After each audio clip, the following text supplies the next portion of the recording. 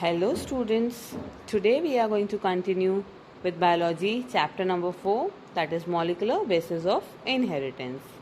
In this, till now we have studied the topic discovery of DNA. Then we have studied DNA as a genetic material with the help of different experiments such as Frederick-Griffith experiment, Avery-McLeod-McCarthy experiment, Hershey and Chase experiment. Then we have studied about packaging of DNA, why packaging of DNA is done, then packaging of DNA in prokaryotes and packaging of DNA in eukaryotes. Okay, then today we are going to study about the process of DNA replication. When we say study about DNA replication, we need to study first about the functions of DNA molecule. In this, the first function that we are going to study is DNA regulates and controls all the activities of the cell. That means all the metabolic activities of the cell are controlled and regulated with the help of DNA molecule. Then second function is it controls the synthesis of other molecules of the cell. That means the synthesis of the other molecules of the cell is controlled with the help of DNA molecule. Here the word synthesis means preparation. That means the preparation of other molecules of the cell is also controlled with the help of DNA molecule. The third function that we are going to study is during cell reproduction, DNA duplicate itself. This is something that is related to our topic that we are going to study in detail now. Okay, that means during the process of reproduction, the DNA duplicates itself. That means its replication process takes place during the process of reproduction. Then next function is as a carrier of genetic information, DNA performs two important functions. One is heterocatalytic function and the other is autocatalytic function. When we say heterocatalytic function, it means that DNA directs the synthesis of chemical molecules other than itself. That means DNA is doing the synthesis of other molecules, leaving itself. It prepares these RNA molecules, it prepares these proteins. It means it regulates the synthesis of RNA, it regulates the synthesis of proteins. And when we say autocatalytic functions, that means it directs the synthesis of DNA itself. It directs the synthesis of DNA itself. Example for here is replication. Okay, when we say replication, that is our main topic for today that we are going to study in detail. First, the definition. We will see the definition of DNA replication. Here it means the process by which DNA duplicates itself is called replication. Okay, the process by which DNA duplicates itself is called as replication. In this process, the DNA molecule is duplicated.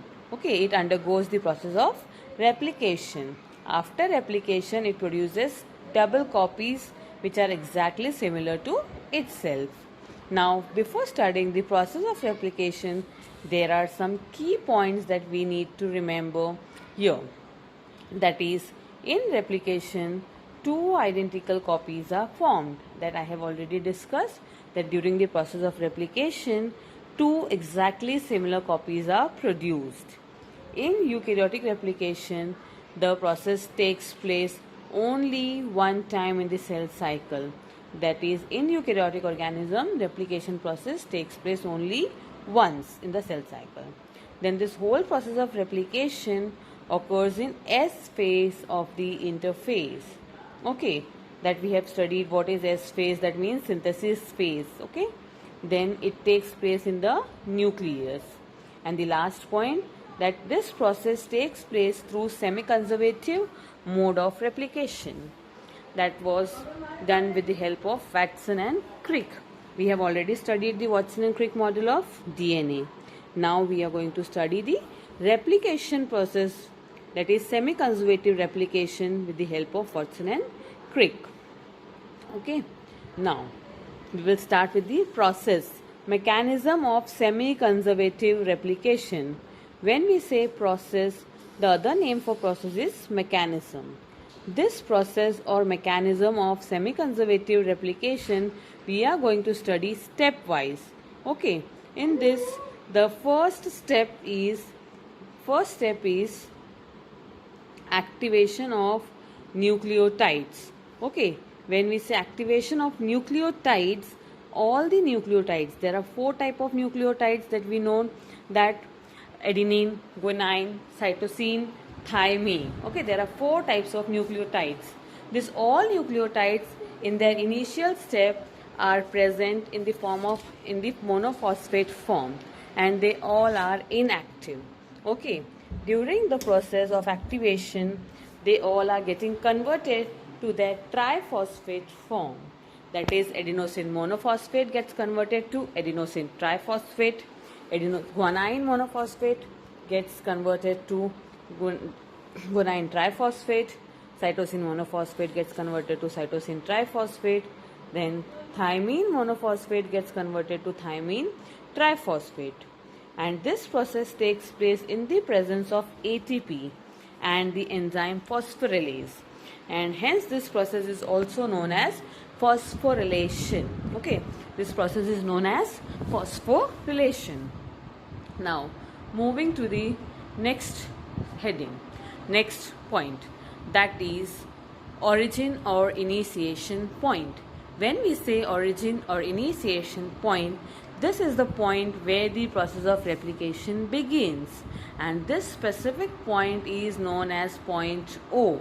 Okay, the point where the process of replication begins is known as origin, and it is labeled as point O. And the unit of DNA in which replication occurs is called replicon. And with respect to cell, when we speak, the prokaryotic cells have only one replicon, whereas in eukaryotes there are several replicons. That means more than one replicon is present. At point O, enzyme endonuclease nicks one of the DNA strands. When I say nicks, it means it cuts one of the DNA strands. And then we will see what will happen after the cut. Okay. Third step is unwinding of DNA molecule. When the cut has been done with the help of endonuclease enzyme, after that cut, the DNA starts unwinding. Okay, and this unwinding is done with the help of the enzyme DNA helicase. When the DNA molecule is unwinding, what will happen? It breaks the weak hydrogen bonds. Okay, it breaks the weak hydrogen bonds, and after the breaking of weak hydrogen bonds, what will happen? DNA will separate and unwind. Okay, now when it will separate and unwind, since it is a highly coiled structure, what will happen? Again it will get recoiled. There are possibilities of recoiling, but here there is something that is preventing from recoiling, and that is known as SSBP, that is single strand DNA binding protein. It prevents the DNA from recoiling. Okay, then moving on to the fourth point, that is replicating fork. Now see here in this diagram, replicating fork, I have labeled, this is labeled here as replicating fork. Okay, this is the point, origin point from where the replication process have started. So unwinding of DNA strands appear like a Y-shaped structure. You can see here it is inverted Y-shaped structure, and this is called as replicating fork. Okay, next point, synthesis of new strand. Now here when we say synthesis of new strand, see here in this diagram, synthesis of new strands. For this synthesis of new strand, the original strand, initial strand, the separated strand act as a template strand. You can see here in this diagram, here this is the original strand that has been resulted from the separation of DNA molecule, and these strands are called as template strand. Okay, for synthesis of new strand we require RNA primer. This RNA primers are attached at 3' end of the template strand. Then it is attached to the 3' end of the template strand. Okay, then RNA primer. As RNA primer attaches to the 3' end, what happens? It attracts the complementary nucleotides, and this all takes place under the influence of DNA polymerase.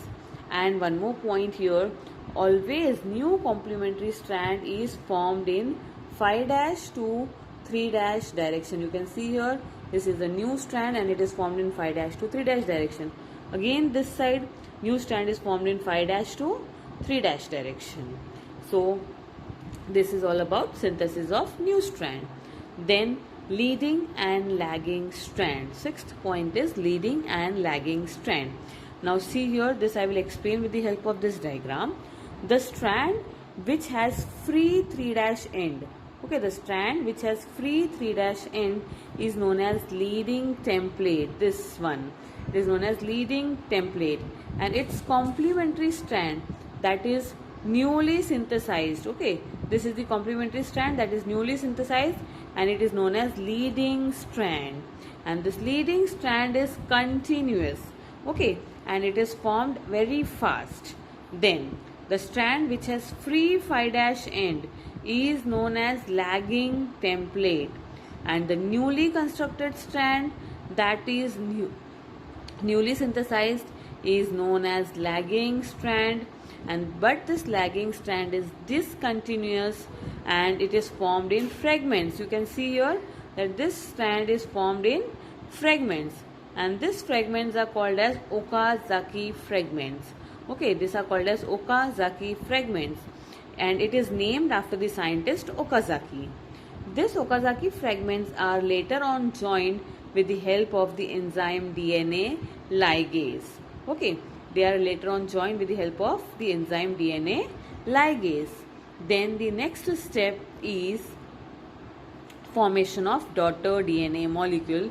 See here in this diagram that there are two daughter DNA molecules that are formed at the end of the process, in which you can see this pink line, that is old strand, and this blue one, that is new strand. So here, see here, this new strand and the old strand as well as new strand, both are undergoing coiling with each other and results in the formation of daughter DNA molecule. Thus we can say that at the end of the process, 50% is contributed by mother DNA and 50% is newly synthesized. Hence it is described as semi-conservative replication. Okay, now quickly we will recap all the points. First step was activation of nucleotide. Okay, and this what was done?